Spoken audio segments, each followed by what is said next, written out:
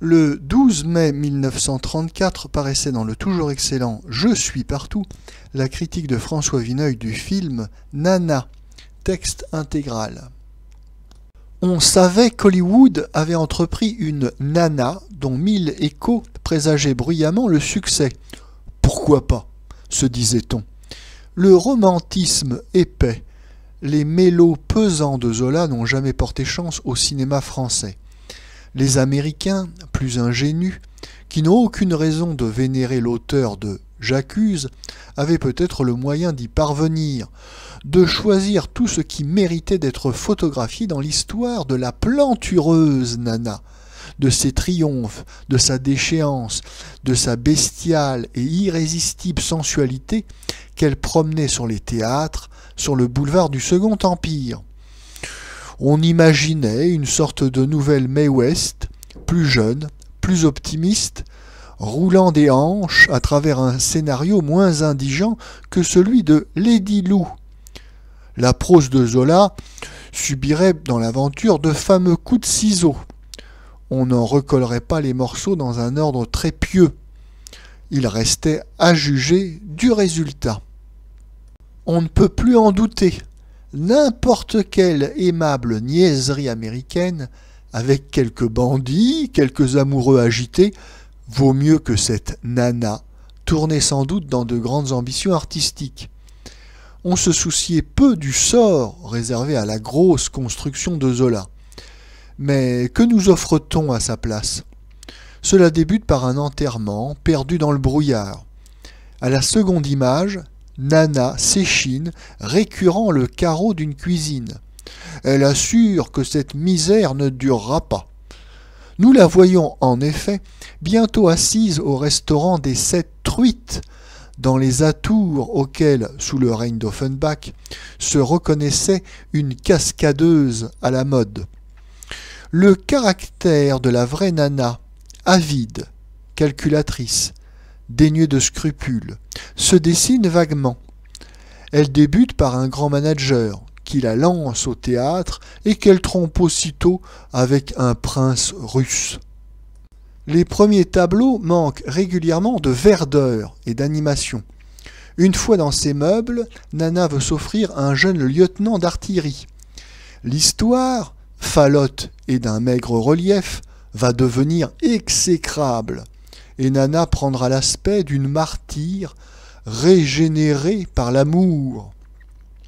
Elle se met à raffoler de son lieutenant, mais le frère de ce joli garçon, le colonel de Muffat, s'oppose à une telle mésalliance. On expédie l'artilleur dans les zouaves en Algérie. Les fiancés, persécutés, ont juré de s'écrire.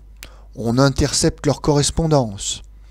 De guerre lasse, Nana, dont les ressources s'épuisent, accepte les propositions du colonel, dont la vertu a succombé. Elle dépérit, elle s'adonne aux liqueurs fortes.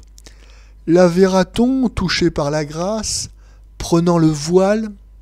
Le film, malgré tout, n'ose pas aller jusque-là. 19 juillet 1870. La France et la Prusse vont se battre. Le zouave, redevenu sans doute artilleur, débarque à la gare de Lyon, court chez Nana, y rencontre son frère. Ah, c'est pour ça que tu m'as envoyé chez les Bédouins. Ces messieurs vont dégainer. Mais une détonation retentit. Nana vient de se percer le sein à l'aide d'un charmant petit revolver de nacre. Elle meurt, non sans avoir exhalé quelques harmonieux soupirs qui lui vaudront certainement la félicité éternelle. C'est faire la partie trop belle à feu Zola que d'accoler son nom à de telles blandices. L'auteur de l'Assommoir avait bien réuni la plupart des défauts qui peuvent affliger la gente littéraire. Malgré tout, il n'était pas allé jusqu'au tolstoïsme, à la rédemption des filles de joie, revue, dirait-on, par quelques pédagogues baptistes du Far West.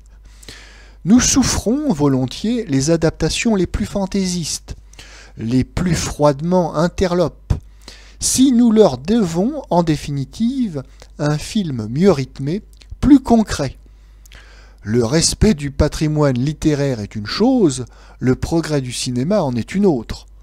Mais si M. Samuel Goldwyn, omnipotent producer de Nana, semble avoir sereinement réédité le mot de Jean Moréas, ouvrez les guillemets, le naturalisme, le romantisme, tout ça, c'est des bêtises, fermez les guillemets.